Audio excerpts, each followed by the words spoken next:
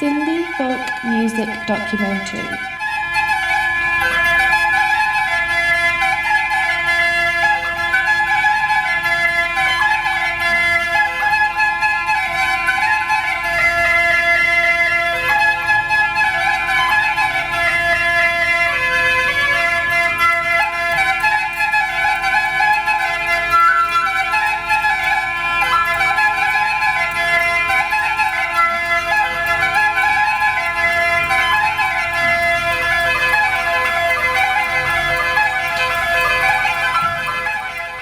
Poetry is the voice of the human soul. It has been said that poets have keys to unlock the secrets of the universe. Poetry is also the definition of internal delicate emotions. All languages of the world are enriched with the treasure of poetry. It has been found that humans invented the poetry right after understanding the senses and feelings. Researchers have named this kind as folk poetry in their own unique style. Sindhi language is one of the luckiest languages of the world, as Sindhi language is also enriched with folk literature, folk poetry, and folk dance, as the sky is filled with stars.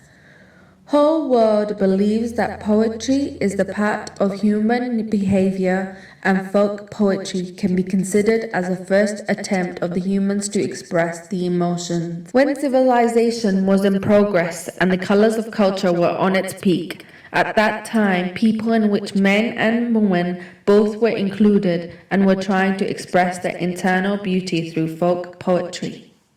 लोकगीत असांजे अदब जी हिकु अहिड़ी सिंफ़ आहे जेका तव्हांखे माण्हुनि जे हिकु आम माण्हूअ जे उमंगुनि जज़्बनि ऐं अहसासनि सां मुतारिफ़ कराए थी। ही उहा सिंफ़ आहे जेका जॾहिं अदब लिखियो नथो वञे पियो तॾहिं हर माण्हू पंहिंजे जज़्बात जो इज़हार करण जे लाइ उनखे पंहिंजो पाण तख़लीक़ थो करे। इहा अजीब ॻाल्हि आहे त जॾहिं तव्हां अदब पढ़ंदव त उन में एतिरियूं घणियूं ॻाल्हियूं या घणा जेके तव्हांखे जज़्बा या उनजो इज़हार जेको मिलंदो उहो कंहिं औरत जे वातो मिलंदो। मसलन जेकॾहिं को ॿारु ॼमे थो त कंहिं माउ जॾहिं उनखे लोली ॾिनी हूंदी, उनखे सुम्हारण जी कोशिशि कई हूंदी त हुन उनखे ॾाढे प्यार सां चई न ॿुधायो हूंदो, हुनखे ॻाए ॿुधायो हूंदो। सो इहा जेका ॻाल्हि आहे इतां इनजी इब्तिदा थी थिए पई। अहिड़े ई नमूने सां वरी जॾहिं ॿारु पेर पंधु करणु थो लॻे त तव्हांखे यादि हूंदो असां वटि एॾो मारूफ़ गानो आहे हिकिड़ो लोकगीत मोर थो टिले, त उन माउ खे उन ॿार जो हलणु मोर जो हलणु लॻो हूंदो तॾहिं हुनखे चए त मोर थो टिले।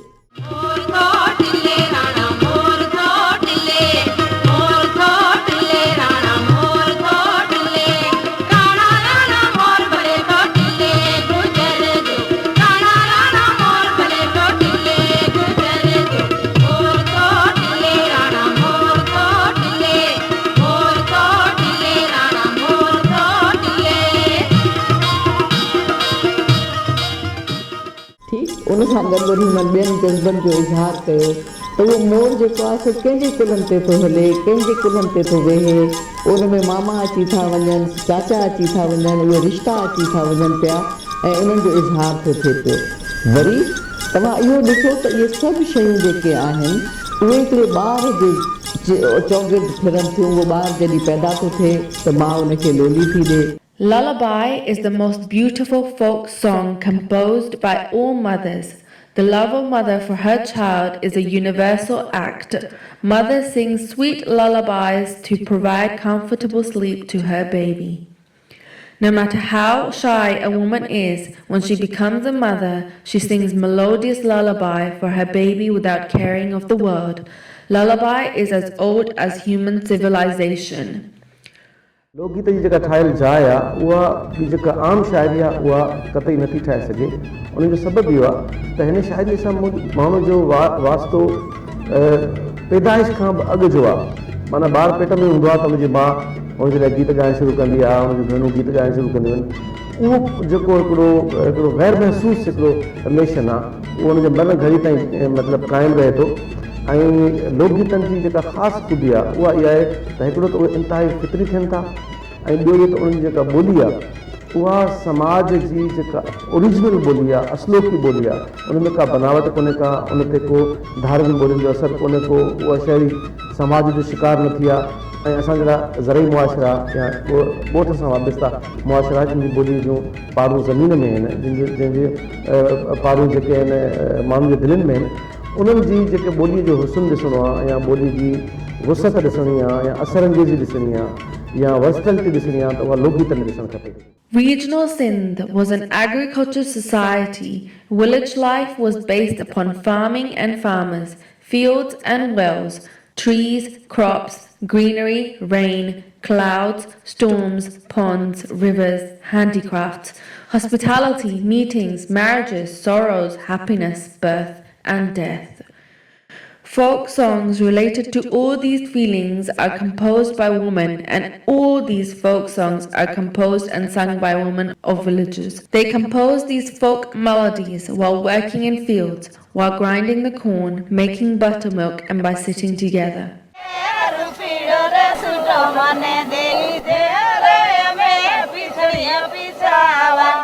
जीअं असां वटि पुराणे दौर जे अंदरि मुख़्तलिफ़ माण्हू शाइरी कंदा हुआ या मुख़्तलिफ़ अक़ल जूं ॻाल्हियूं कंदा हुआ, या असां वटि जेको आहे सो टोटका हूंदा हुआ या इस्तिलाह हूंदा हुआ या पहाका हूंदा हुआ, त इहे सॼो इज्तिमाही विज़डम मां पैदा थींदा हुआ। हाणे अहिड़े ई तरीक़े सां जेको लोकगीत आहे उहो सॼो जो सॼो इज्तिमाही विज़डम मां पैदा थियल आहे। सिंधी क़ौम जेका आहे उन पंहिंजो हिकिड़ो नेचुरली इज़हार कयो आहे, जंहिंमें उन्हनि जे ॾण अचनि था। लोकगीत अहिड़ा आहिनि जेके कुझु ॾण जेके आहिनि उन्हनि ते ख़ासि लोकगीत चया वेंदा आहिनि। इज्तिमाही फ़सलनि जी कटाई ते मुख़्तलिफ़ लोकगीत ऐं नाच हूंदा आहिनि। सिंध जा उन्हनि सां रिलेटेड, सिंध सां गॾोगॾु उन्हनि लोकगीतनि सां गॾु वरी सिंध में तव्हां थोरो गौर कंदा त उन्हनि सां वरी गॾु गॾु उन्हनि जा नाच बि मौजूदु आहिनि। ऐं अहिड़े तरीक़े सां सिंध जे उन्हनि लोकगीतनि में वरी हिकिड़ा अक़ल जा हिकिड़ा ख़ासि नुक़्ता आहिनि जेके बि उन्हनि में मौजूदु आहिनि, जेके माण्हुनि खे माण्हू नंढे हूंदे खां वठी जेके ॿार आहिनि उहे सभु इहे ॿुधंदा रहनि था त उन्हनि जी हिकिड़ी तख़यल जी दुनिया ठहे। जॾहिं वरेतियूं वाहूंदा वरिया ऐं पंहिंजे वरनि जे इंतज़ार में उन्हनि गीत चया। सावण जी मौसम आई त सावण टीज जहिड़ा गीत असांजी नियाणियुनि जेके परे पढ़ियलु हुयूं पंहिंजे माइटनि खां, उन्हनि सावण टीज जहिड़ा गीत चया। इहे लोली ऐं छलो जेके आहिनि सिक ऐं मुहबत जा गीत आहिनि। हो जमालो ख़ुशी जो गीत आहे ऐं सिंध जे खाना बदोशी वारे दौर जी हिकिड़ी यादगार आहे। ऐं उन में जॾहिं कोई खटी आयो ख़ैर सां त उनजी ख़ुशी में गीत ॻाया विया। Sindhi folk songs have their own colorful world and they are so enriched with feelings. Every folk song is entitled to a beautiful name. For example, Belan, Moro, Dolu, Gaman, Rasudo, Kangloro, Chalro. Usually, folk songs are presented along with their related folk dance like Ho Jamalo, Rasudo are sung along with drum beat and group dance. Folk songs are generally sung on almost every occasion, but when they are sung on occasions of happiness, occasions of marriages, during the rituals, they create fragrant atmosphere all around. बुनियादी जेको लोकगीत हूंदो आहे उहो हिकिड़ो त उनजी ख़ासियत कलेक्टिविज़म आहे ऐं ॿियो त उन क़ौम जो विज़डम सॼो उन लोकगीत अंदरि मौजूदु हूंदो आहे। असांजी शादियुनि में तव्हां वञी ॾिसो त शादियुनि में लोकगीत यानी शुरूआति किथां थींदी, जंहिं वक़्तु ॻाल्हि पकी थी, जंहिं वक़्तु मङणी थी, लोकगीत जो उतां खां जो शुरू थींदो त वना जो लोकगीत अलॻि हूंदो, सांझीड़े जो लोकगीत अलॻि हूंदो, वरी जेको आहे सो लाउन जो लोकगीत अलॻि हूंदो, रस्मुनि साठनि सोणनि जो लोकगीत अलॻि हूंदो। ऐं अहिड़े तरीक़े सां वरी वञी जेको रुख़सती थींदी त उन ताईं जो लोकगीत अलॻि अलॻि हूंदो। लोकगीत जो सिधी तरह धरती वासियुनि सां तालुक़ थिए थो। सिधी तरह लफ़्ज़ उन जी ॿोलीअ मां अचनि था। सिधी तरह उन में जेके असांखे अहसास मिलनि था उहे उन धरतीअ जे माण्हुनि जे मिज़ाज मुताबिक़ थियनि था। उन्हनि जे ख़्वाहिशनि ऐं ख़्वाबनि ऐं रवायतनि ऐं रस्मनि ऐं रीतियुनि जे मुताबिक़ उहे लफ़्ज़ उहे सिटूं ठहंदियूं वञनि थियूं वक़्त सां गॾु ऐं उन्हनि में एडिशन बि थींदी वञे थी। ख़ुशी जो इज़हार कंहिं बि ॿोलीअ में लोकगीतनि में मिले थो जंहिंमें बेसाख्तगी आहे। In the world of music, folk songs based on ring are very popular. For example, Challo de Nishani, Tunji Mehrbani, Jiye Jiye Jani, Tunji Mehrbani. Ring is ornament of the hand that can be worn in any finger, but it mostly sits on the pinky finger. In villages, the ring is still considered as a sign of love. Folk song Chalro is a melodious one which is sung by both men and women.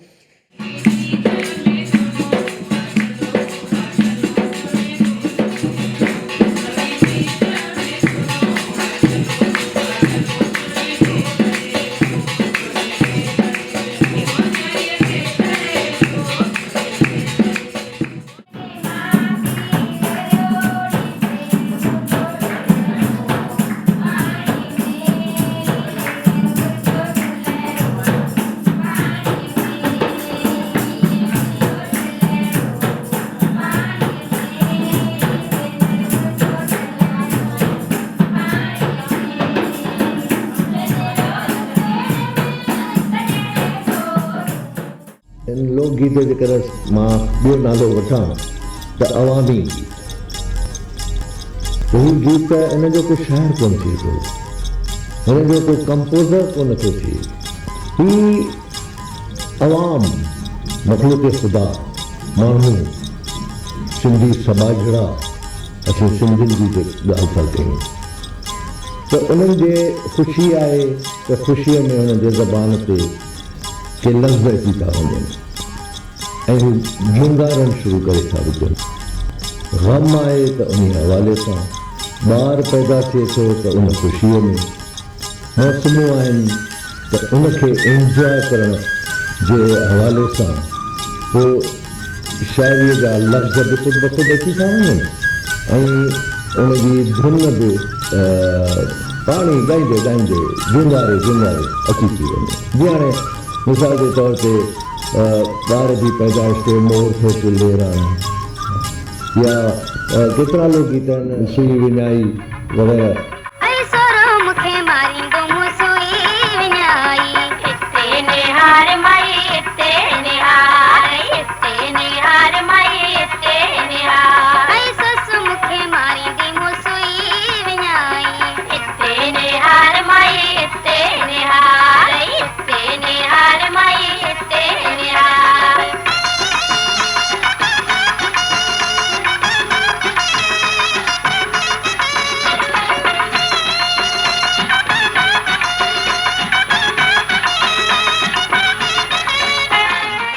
In the collection of folk songs, every folk song is like the diamond, but folk song names such as Loto is really speechless. That is really heart-touching and interesting folk song.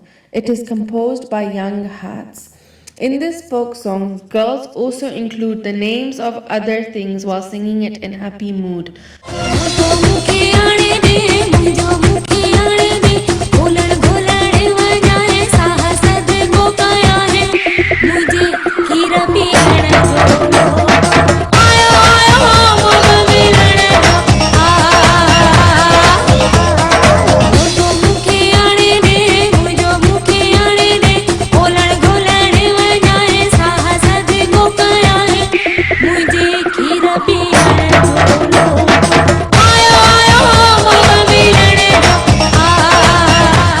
लोकगीत इन में सही ॻाल्हि आहे त जो लोकगीत जो तालुक जेको आहे धरती सां आहे ऐं इन जे ॻाइण जो मज़ो ॿियो आहे त जीअं मोर थो टिले,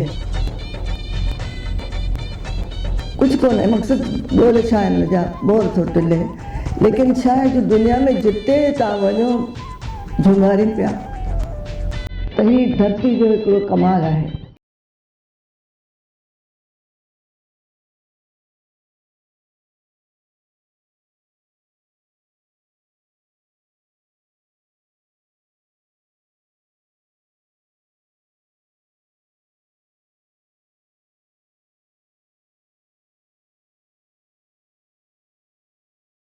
Oh,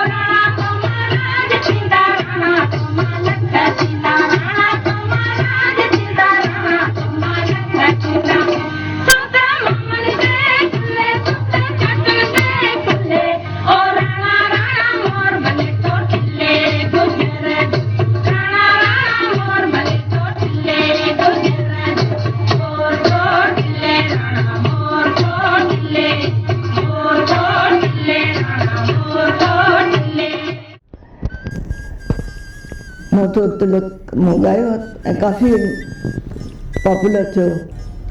वरी छलड़ो रे छलड़ो थी ॻायां, कमाल जो गीत हो। ऐं वरी छलड़ो हिकिड़ो ॿियो बि ज़रीना बि ॻायो, उन खां पोइ मूं बि ॻायो हुओ, नारमा अती मुंहिंजो छलड़ो। त काफ़ी असां लोकगीत ॻाया आहिनि। लाची वालिया मोड़ बहार केतिरो पॉपुलर थियो आहे दुनिया में, जिते वञा थी त माण्हू मूंखे फरमाइश था कनि त इहो ॿुधायो। जीअं कुरेशी साहिब खे चवंदा आहिनि न तव्हांजा ॿोल जेके आहिनि मौला जट जा, लाची वाले मूंसां ईअं लॻो पियो आहे।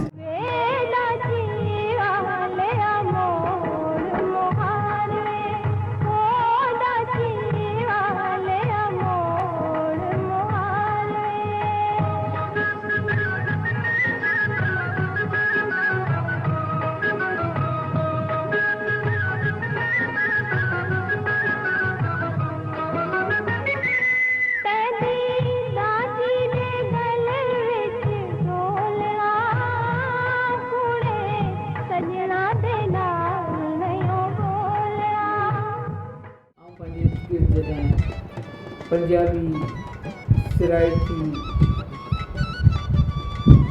ऐं उर्दूअ जा बि लोकगीत ॿुधां थी। मूंखे हिकिड़ी जहिड़ाई बि किथे किथे महसूसु थिए थी, किथे किथे न पर घणो करे। इवन उहे लोकगीत उर्दूअ जा ई छो न हुजनि।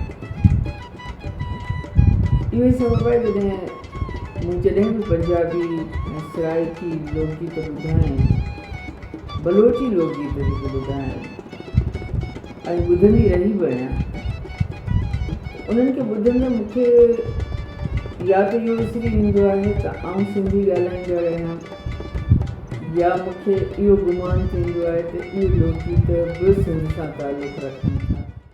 Folk songs are the old and precious treasure of the Sindhi civilization. These songs are preserved and are made alive by decent and wise people. But the modern Sindhi poets have played a vital role by writing new folk songs. The name of Sheikh Ayaz is on the top of these writers, who wrote Hamarcho, Sawan Tej, Garo, and many more folk songs, and has put all these gems in the laps of Sindhi language. Garo is unique folk song which is sung while traveling for enjoyment and entertainment for people who move from one place to another. Sheikh Ayaz has written this folk song beautifully. Hurka halo, dhima halo, pand pare, ker kare ho, vata vati, dil dare ho, po bhi pira jo pand bhalo ho, hurka halo, dhima halo. In the Cheech folk song, a girl with great love expresses beauty of her love in a beautiful way like this. Are chanda, pri to ta ditho nahe, sandas roop sandas rang, iya ahe jiya tu. Are raat, pri to ta ditho na ahe, sandas var sandas vang, iya ahe jiya tu.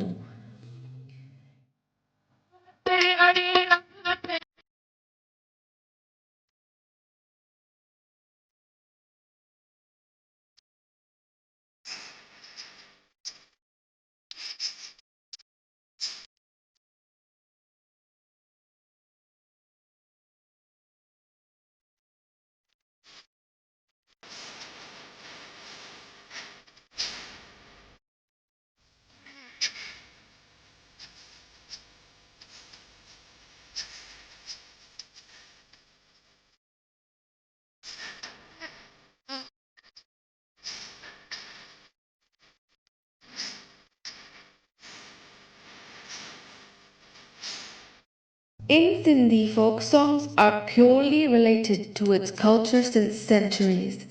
Folk songs are also directly connected with singing and music. For example, the Ho Jamalo dance, the Tilu dance, Hamarcho dance. Hamarcho folk song is the most beautiful song and it's connected with farmers. It is sung by farmers while plowing the fields, putting seeds in during cloudy weather, or else they sing it aloud together while harvesting. ये लोकगीत जेके इंसानी फितरी जज्बन जो इज़हार बणिजी आया जिनमें आम शायरी वारी ठाटू वारी ॻाल्हियूं न आहिनि तमामु सादन लफ़्ज़नि में सादन ॿोलनि में ऐं राइमिंग आहे राइमिंग सिंधी माण्हुनि जे असीं ईअं चऊं त नस नस में समायल आहे तो शयुनि खे आम नसर में बि ॻाल्हियूं कंदे कंदे राइमिंग कंदा आहिनि इहा उन्हनि जी ज़हानत जी निशानी आहे सो खोड़ सारा गीत आहिनि मिसाल तौरु हिकिड़ो गीत आहे कजलियो जेको थरी गीत आहे जंहिंमें रेल जो ऐं जेल जो ॿिन्ही जो ज़िक्र आहे त जानी मुंहिंजो जेल में ऐं रेल ॾे थी जा मिसाल तौरु उन सिटा मूंखे ॾाढो इहो गीत ख़ूबसूरत लॻंदो आहे त जेल जो बि ज़िक्र आहे जानी जेल में आहे ऐं उनजी महबूबा जेका आहे सा रेल में उन सां मिलण लाइ वञे पई त हिकिड़ा इंसानी कैफ़ियतनि खे ॾाढो नेचुरल वे में इज़हारे वियो इन्हनि गीतनि में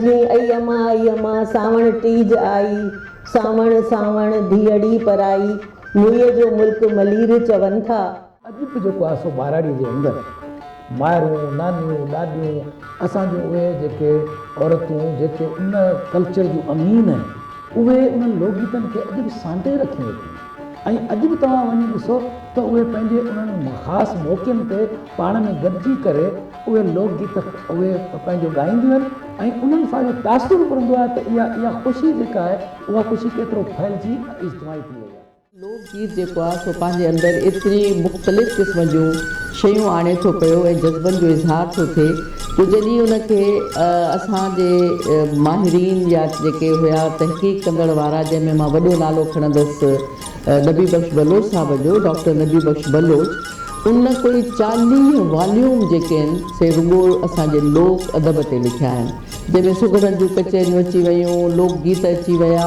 सभु कुझु अची वियो पर हिकिड़ी ॿी शइ जेका असांखे यादि करण जी आहे त इहे लोकगीत रुॻो असां ताईं ईअं न पहुता पर रेडियो पाकिस्तान हैदराबाद जो हुन में तमामु वॾो कंट्रीब्यूशन आहे तमामु वॾी हिकिड़ी ॻाल्हि आहे ऐं ग़ुलाम हुसैन शेख साहिबु जॾहिं हुया त उन्हनि सॼे सिंध जो सफ़र कयो हर जाइ ते विया ऐं जॾहिं विया त न सिर्फ़ु इन्हनि उहे लोकगीत ॻोल्हिया पर तव्हांखे माई भाॻी जहिड़े फनकार सां मुतारिफ़ करायो Every corner of Sindh has its own composed folk songs, but the folk songs of Thar are beautifully emphasized since centuries and offered very melodious folk songs to Sindhi culture. Thar, where life is tough to survive, people are always in competition with scorching beams of sun. Thirst since years, fighting all the time with tough life and hardships. It has given melodious voice like the nightingale named as Mai Bhagi, who not only preserved the mounds of Thar but whole Sindh. Because of her immense contribution, she was entitled as the Nightingale of Thar. झिरमिर झिरमिर मौला बरसे पवनी की डोला गावे मोर papaya मीठा बोले कोयल शोर मचावे झिरमिर झिरमिर मौला बरसे पवनी की डोला गावे मोर पपैया मीठा बोले कोयल शोर मचावे भूता न पुछा छेल भमरिया है गली जातो रो पटाड़ू माना ओ छदी बनी दे उतना पुछा छेल भमरिया है कली जातो डो पटाड़ू माना वो छदी बनी देख ले खड़ी नीम के नीचे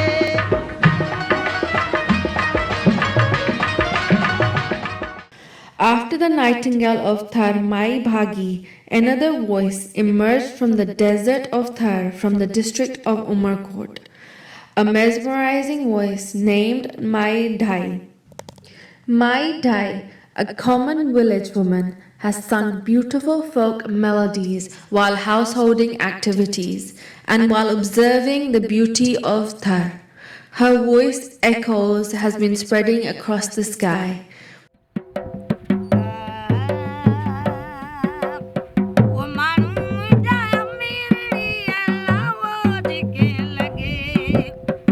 निमाण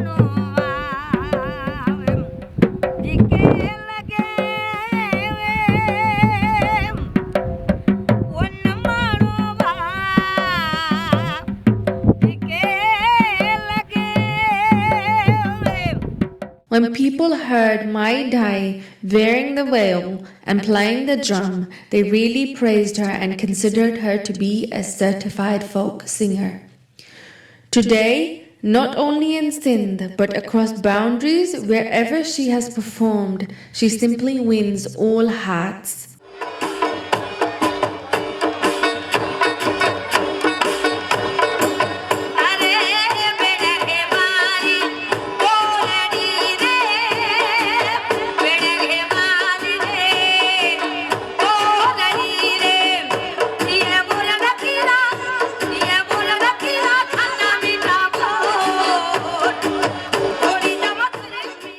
In Sindhi society, being Sindhi, everyone must have heard and sung the popular folk song titled as Moro. Moro na ahe thodo, o mumal moro veti diyan. Moro folk song has emerged from areas of Kohistan and is liked by everyone across Sindh. मोरो जी rhyming एडी आसान, एडी खूबसूरत, एडी natural आहे, उनजो flow एॾो natural आहे जो डॉक्टर एनी मरी शिमल जेका जर्मन ख़ातून हुई ऐं वॾी स्कॉलर हुई, सिंध में ईंदी हुई, ख़ासि तौर ते शाह लतीफ़ ते सचल सरमस ते जेके सिंधी शाइर आहिनि, उन्हनि ते पंहिंजा इल्मी ऐं तहक़ीक़ी मक़ाला लिखंदी हुई। उन हिकिड़े भेरे पंहिंजे हिकिड़े ख़त में मोरा लिखिया ऐं उहे उनजी राइटिंग में उते उन में महिराण रिसाले में उहे छपिया ऐं उन में एॾी सादी राइमिंग हुई त तव्हां सोचियो त हिकिड़ी जर्मन ख़ातून बि मोरो लिखी सघे थी ऐं असीं फ़ख्र सां चई सघूं था त मोरो असांजो जेको आहे। ऐं मोरा त मूंखे त असां हिकिड़ी तहक़ीक़ पढ़ी डॉक्टर नबी बख्श खान बलोच जी मोरो जे हवाले सां, जंहिंमें डॉक्टर नबी बख्श खान बलोच स्पेन जा जेके मोरा आहिनि उते हिकिड़े गीत ॻाया वेंदा आहिनि जंहिंखे मोरा चवंदा आहिनि। उन मोरो जी जेका धुन आहे ऐं उनजी जेका राइमिंग आहे उहा डिटो पंहिंजे सिंधी मोरे वारी आहे। त उन ते डॉक्टर नबी बख्श खान बलोच त रिसर्च बि कई त असांखे पंहिंजे इन्हनि लोकगीतनि जा पेरा जेको आहे को स्पेन ऐं जर्मनी ताईं बि मिलनि था ऐं इहा असांजे लाइ यकीनन ख़ुशी जी ॻाल्हि हुअणु खपे।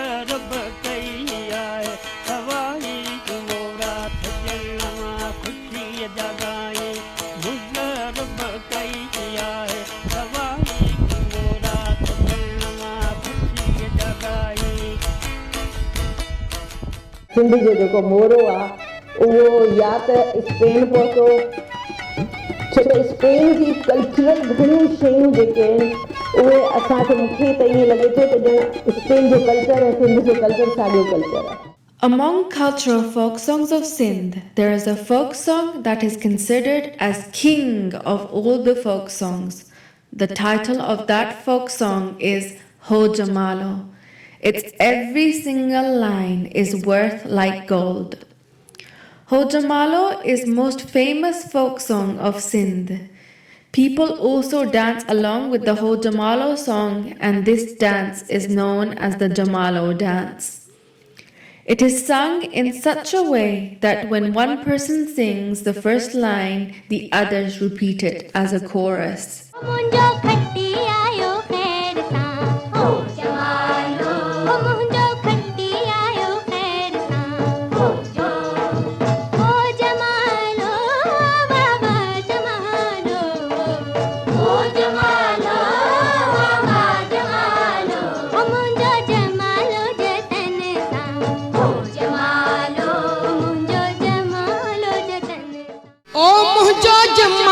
जतन